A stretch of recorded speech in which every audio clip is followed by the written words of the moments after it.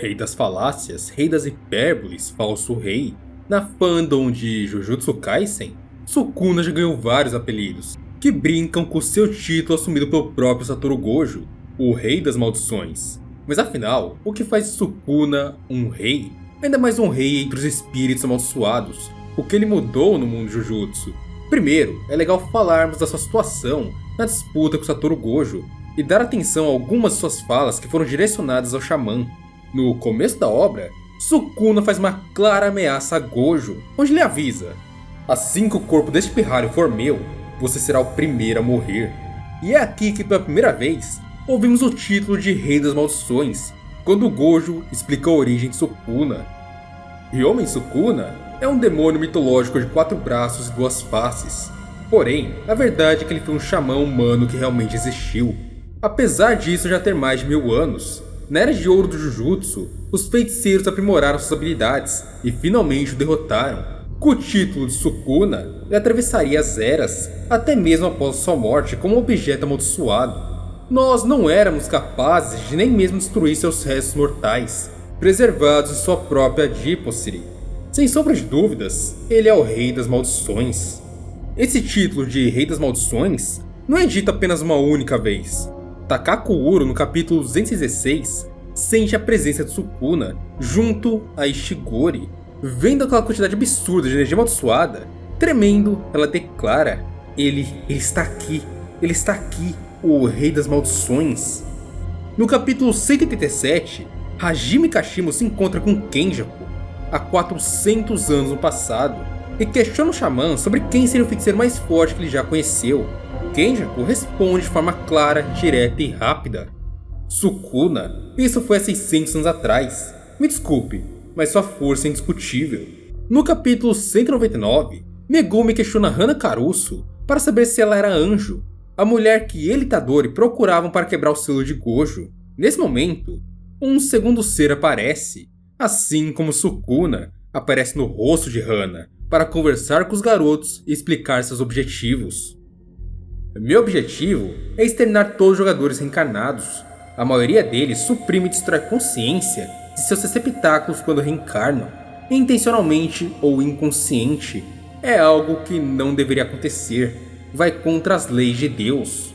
Quando questionada sobre Deus, Angel continua: é um nome dado pela minha crença só para simplificar, você pode ignorar isso se quiser. E mais uma vez ela continua: mas antes, vocês precisam nos ajudar, então eu quebrarei o sigilo do reino da prisão. De todos os jogadores reencarnados, há um específico que eu preciso eliminar: o Anjo Caído. Se vocês matarem esse jogador, eu vou ajudar vocês. Mas acontece que esse tal de Anjo Caído não é ninguém mais ninguém menos que o próprio Ryomen Sukuna. O que faz a gente criar uma certa relação dele com a Anjo.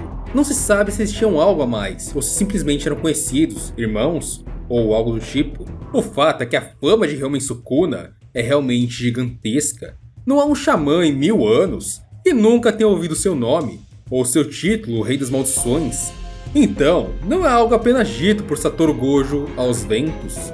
Outra coisa interessante é olhar como o mundo de Jujutsu se comporta e se equilibra com a existência de Gojo e Sukuna. Recentemente, eu fiz um vídeo explicando melhor a situação de forma mais aprofundada, mas funciona mais ou menos assim. Quando Satoru Gojo nasceu, o efeito colateral foi completamente um desequilíbrio no mundo de Jujutsu. As maldições passaram a ficar mais fortes, justamente para poderem se aproximar do nível de Gojo. Já os xamãs ficaram bem mais fracos. Afinal, Satoru Gojo conseguia resolver todos os problemas sozinho. Se considerarmos que na Era de Ouro do Jujutsu, lá na Era Heian, os feiticeiros estavam no auge, isso só aconteceu por um único motivo: a existência de Ryomen Sukuna. Existem grandes chances de que as maldições daquela época eram fracas, já que o alvo de Sukuna, na grande maioria, eram os xamãs humanos e não as maldições.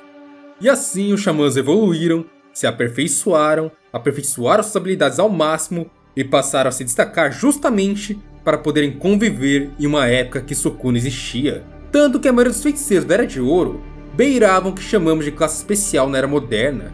Então, Satoru Gojo e Ryomen Sukuna são praticamente equivalentes em nível de poder, ao ponto de que se os dois existissem em uma mesma época, ou os xamãs e maldições se tornariam ridiculamente fracas, ou os dois seriam muito fortes, sempre andando muito niveladas, já que isso significa o equilíbrio.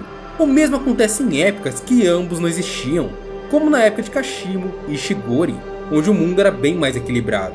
Sukuna é de fato uma aberração bizarramente poderosa em meio a tantas existências do mundo Jujutsu. Mas óbvio, não só de falácias e hipérboles se vive um rei, vamos falar de seus feitos. Com apenas 1/20 de seu poder, Sukuna é capaz de produzir maldições de classe especial, fetos amaldiçoados capazes de criar domínios inatos, se movimentar em velocidades bizarras, assustadoras e até mesmo causar cortes imperceptíveis para calouros da escola Jujutsu, como Megumi Nobara Itadori lá no início da obra.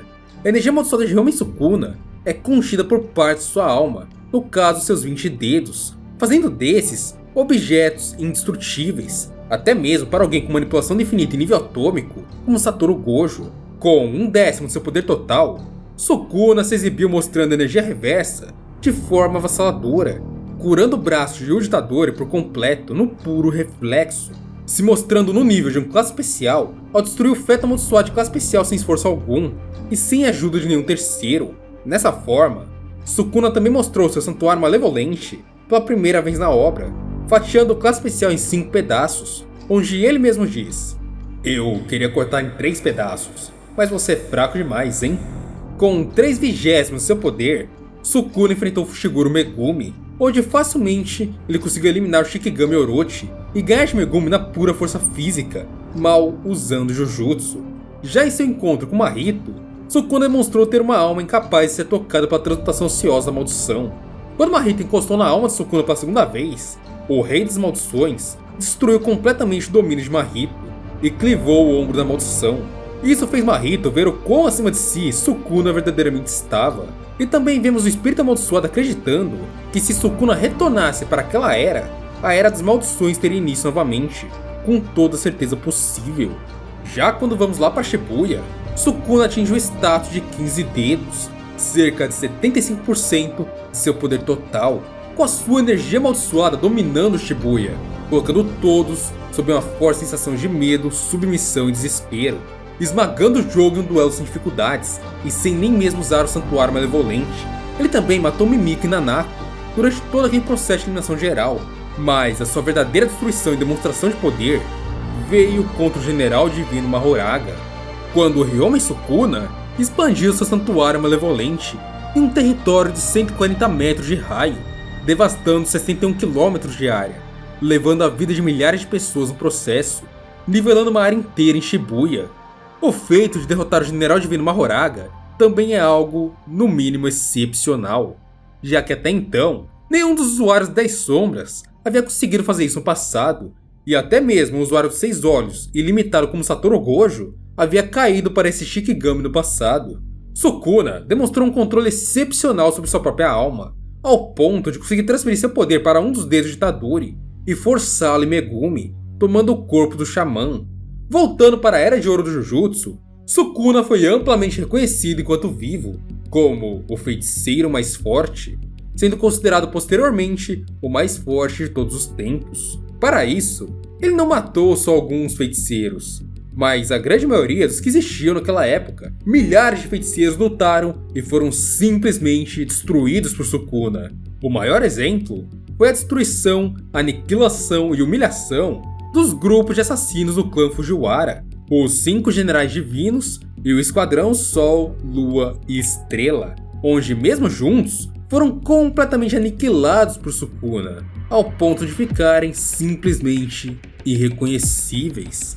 O medo se tornou tão grande que os cidadãos passaram a rezar para Sukuna, tentando manter uma relação de boa fé, rezando para terem boas colheitas. O medo ficou gigante em relação àquele homem que em um piscar podia destruir tudo, e Orozu também estava conseguindo superar os generais do esquadrão, tanto que foi reconhecida e recrutada pelo clã Fujiwara. Mas ainda assim, a própria Orozu, uma xamã extremamente talentosa, foi derrotada por apenas um golpe de Ryomen Sukuna, sem ao menos perceber de onde foi atingida. E como dito anteriormente, Sukuna era o desequilíbrio.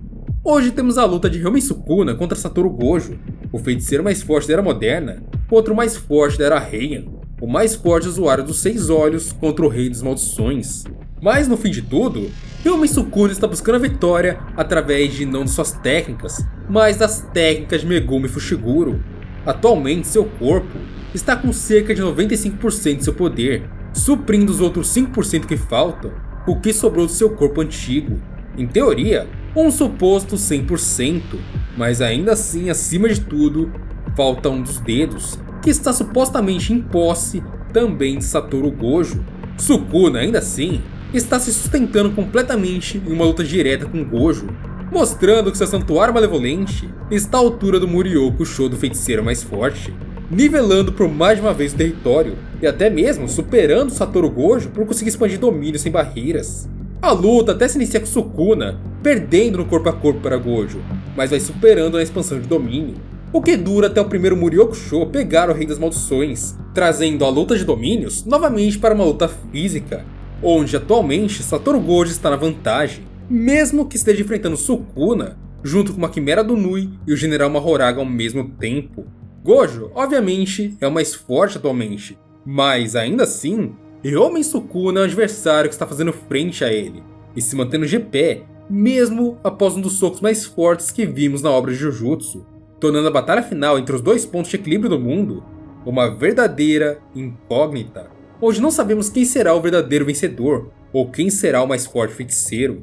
E depois de tudo isso, é fácil dizermos que Sukuna não vive só de falácias, hipérboles ou qualquer outra coisa do tipo.